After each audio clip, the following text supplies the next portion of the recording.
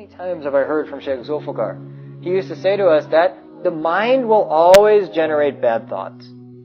The mind will always generate bad thoughts. It's not the goal of the salik that they remove or rid themselves of bad thoughts. Yes, they can decrease the frequency by spending time in dhikr and by avoiding the environments of sin, but there will always be some thoughts in the mind that will arise. Your job is not to completely eradicate those thoughts. Your job is to be a traffic cop, a policeman at an intersection. What do? They make sure that the traffic keeps moving and it doesn't pile up. So that when a bad thought comes into the mind, your job is to then remove it immediately with la hawla wa la quwwata illa billah, or by making some sort of dhikr, etc. But the idea is that you move these things along, move along. Don't let it take hold, because once it takes hold, it'll plant itself and it'll be very difficult to remove. So we have to be very careful that when we come into those environments, we don't let these things plant.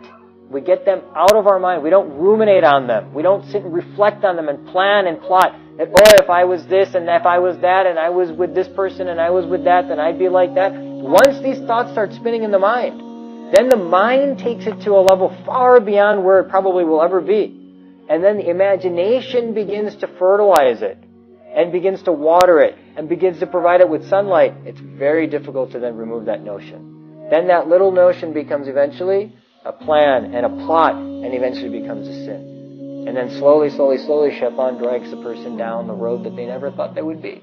They never thought they would travel down such a road. A person should recognize that once these things take hold, they are very difficult to eradicate. A person should be cognizant that the moment these types of situations arise, they should go and seek assistance then. So much easier to remove that weed than trying to remove a tree. Now how is the teacher then going to remove that tree? So we have to be very careful that if we have to go into such environments, right, that when we are in those environments, we are very careful how we interact. We are totally cognizant of the possibility at any moment of catching a spiritual malady. And then, when we are out of that environment, we make istighfar, tawbah, come to the masjid, wash away the effects, put time into dhikr, so that we remove the possibility of that ever taking hold in our heart.